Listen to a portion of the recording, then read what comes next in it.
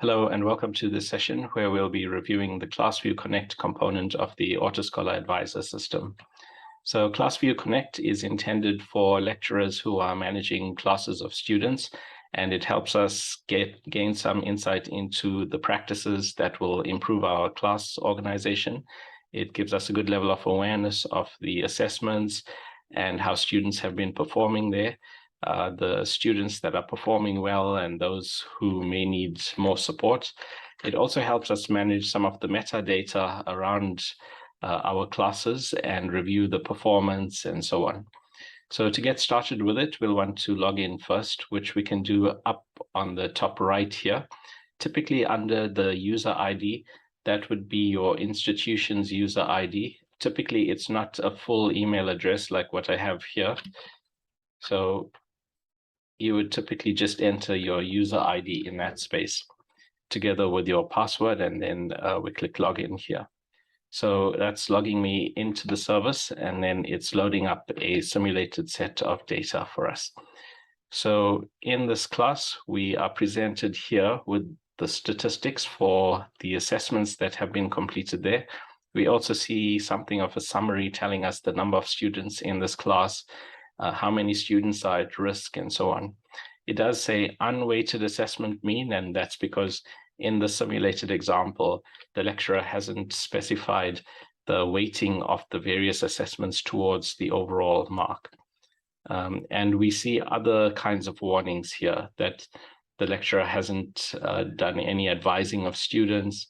We don't have a concept scaffold, so we'll see what that is just now, nor have we attached teaching and learning materials to that concept scaffold.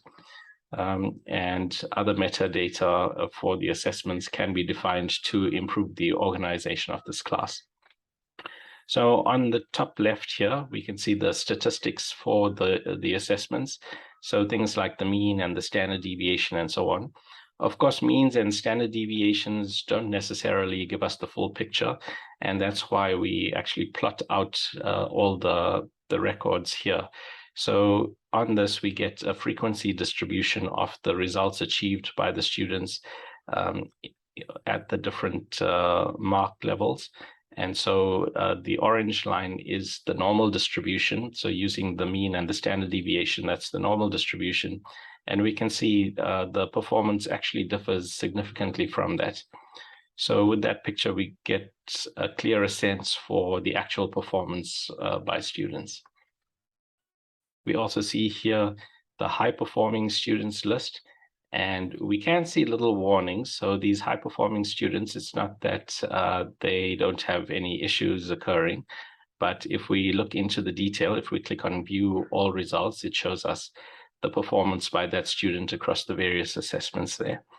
So that's in our high-performing students list, and then under students at risk, we can see many more warnings. So low marks on specific tests and so on. Again, we can view all those results. The Z value is the number of standard deviations away from the mean.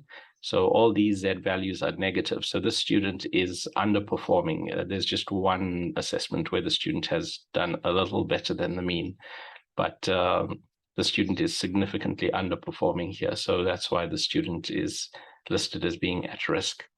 So from this landing page, we get a quick sense of how things are progressing in the course, which students may be in need of some advising, and some things we can do to improve the organization of this class. If we go then to course performance, well, let's first go to student performance. And if we click on load data, then we do get that risk advising, and there is a bit more data on the biometrics for that student as well. So that's one aspect. Then past student performance under student records, if we load up the students in this class, we can see what the students are doing currently, and it's showing us that the student, for example, is on track to graduate with a lower second, and that's the credit weighted average. And if the student is to achieve a higher class of graduation, then they would need to raise their average to that mark instead. So this tries to give the students a goal to shoot for, which is specific. So in the remaining credits in the academic program, what should that student be aiming to do? And so as we select the various students here, we can get some of that advising. So this is, there isn't as much these students can do currently because this is from 2020. If we look at the current semester, then we get a better sense for what these students may be able to do to improve their performance. So the system is saying here that the lecturer does need to specify the weights of the different assessments, and then based on that, it can advise what results the students should aim for in the remaining assessments in this class. Then if we want to view just the academic records for that student, so again, we can select the student here, and now we can browse the academic records by the student. So we can select a year, and in that year, we can look at the courses that were taken and look at the assessment records and so on. So we can browse all the data for each student in our class. So that's under student records. And then looking under course performance, we can view the historical performance in this course over the past 6 years in this case. So it seems to be a fairly stable mean and pass rate and so on. And then if we click on load peer performance, this will show us the correlation of this course against the other courses that the students are also taking. So to understand this, first we are presented with this very summaric table here. So it's showing us every possible combination of all the courses taken.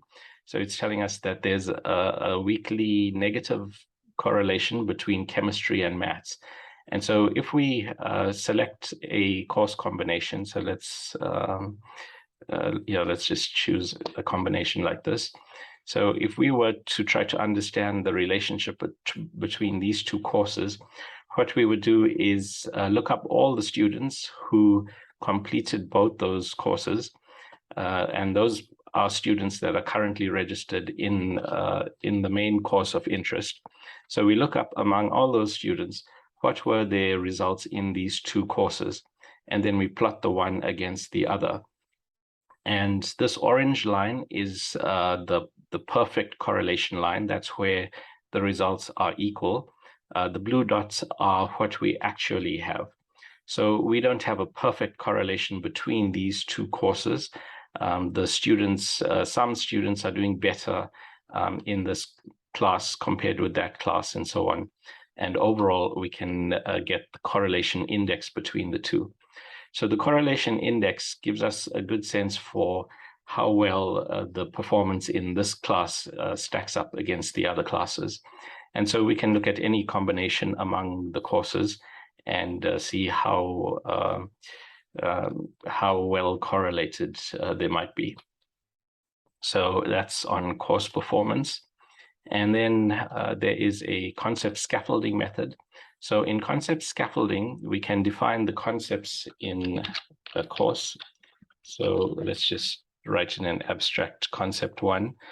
This parameter is the color. So this works on RGB. So if we want green, for instance, then we'd set it like so. And so this is a typical HTML color code. And then we can set the size of that as well.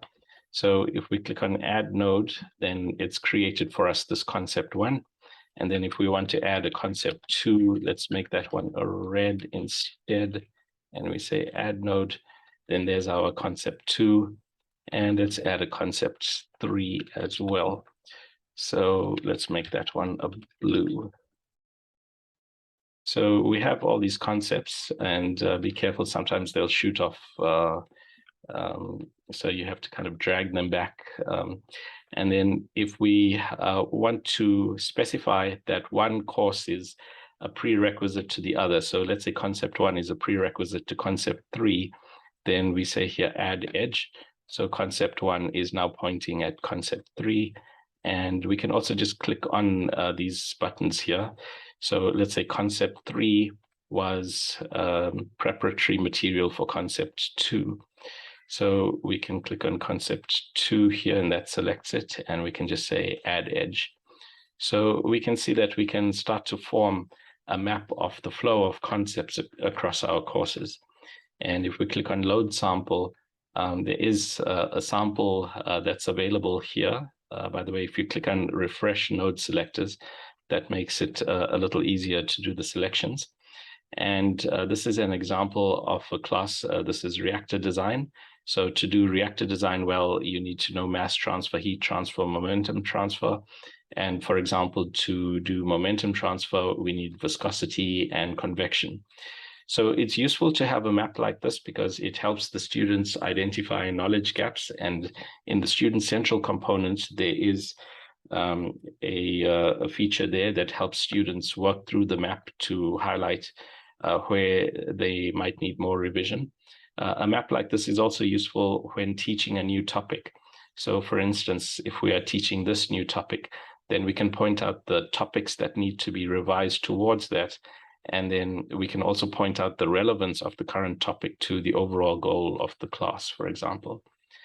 If we cross-connect it with other maps in other courses, then we can form maps that fit across the whole curriculum, and we can look at curriculum design and other applications like that. So for a start, those are some of the main aspects of the ClassView Connect. The other components like attaching learning resources and so on will show in an upcoming video. Thanks for listening.